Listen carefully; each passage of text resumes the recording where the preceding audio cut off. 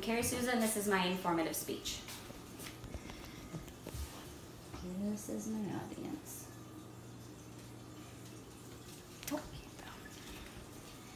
Fred Rogers, best known as Mr. Rogers, said, "Play is talked about as if it were relief from learning. But for children, play is serious learning. Play is really the work of children." Early childhood theorists have said play is a critical part of child development and should be included in the kindergarten classroom. I have worked in early childhood education for the past 5 years. I've earned my Child Development Associate and am currently in my fourth year as a kindergarten paraprofessional. And when I'm done here at BSU, I will be a licensed teacher certified to teach pre-K through 2nd grade. Today I will explain why sensory play in the classroom is important and how it can be included in curriculum tied to the early learning standards. I will talk about what sensory play is, the benefits of sensory play, and how it can be used in the kindergarten classroom. Sensory play is an activity a child engages in that uses one or more of the senses: touch, smell, sight, hearing, or taste. In the book, Play at the Center of Curriculum, 2015, Jean Piaget, a leading early childhood theorist, stated that play is a major part of a child's overall development, especially their cognitive development, progressing through 3 stages. During the first stage, functional play, a child practices doing some activities they enjoy over and over again, gaining mastery of a new skill or for the pleasure it brings them. During the second stage, symbolic play, children build on the practice of play by taking materials and objects that they play with and use them to represent another object, like turning a block into a phone. This grows into more complicated, imaginary, or dramatic play. In the games with rules stage, children play with others using agreed upon rules, and children work with one another to make rules for invented games. Now that I've talked about what sensory play is, I'll tell you about some of its benefits.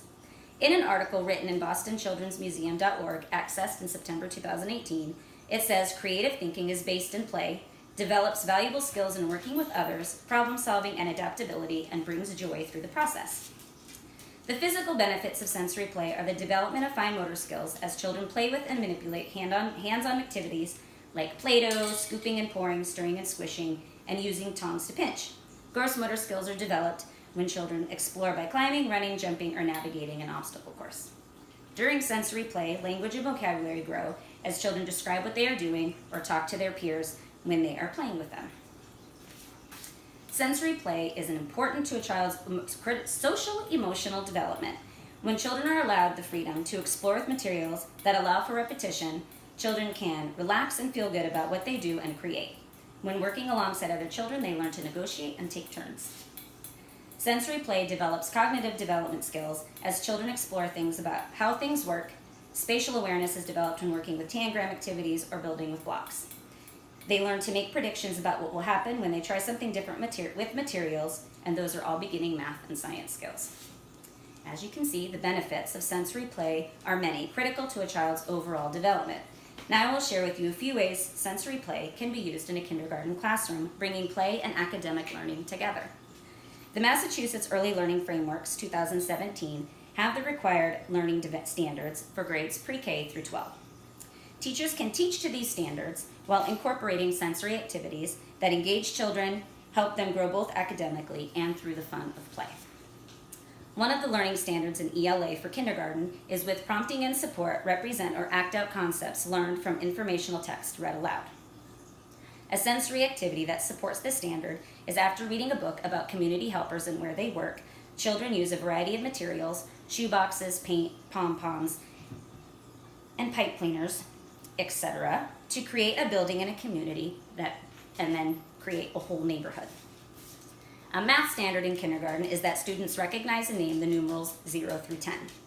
Using a resource from teachersbyteachers.com, accessed September 2018 by Tara West, called Counting in Traffic, students will have a mat with numbers on them, with roads with numbers on them. The students use cars that are cut out and laminated from the set or other manipulatives and match the number that is on the road. A science standard in kindergarten is that students will, through experience, develop awareness of factors that influence whether things stand or fall. In this activity found on brainbrigade.com, access September 2018, students will build a structure using a variety of materials. They will choose their materials and make a prediction about whether they think the structure will stand.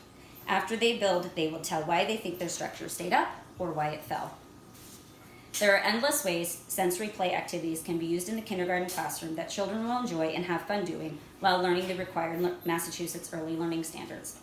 In conclusion, sensory play is a valuable and critical part of a child's whole body and cognitive learning that doesn't stop once a child starts kindergarten.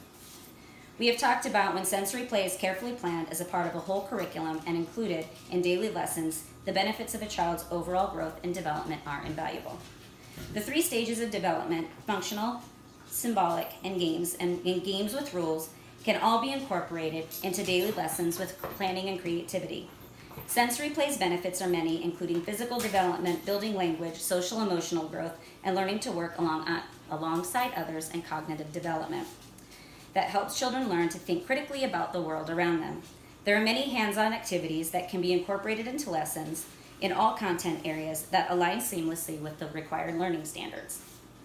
We can always count on Mr. Rogers to say it best. When we treat children's play as seriously as it deserves, we are helping them feel the joy that is to be found in the creative spirit. It's the things we play with and the people who help us play that make a great difference in our lives.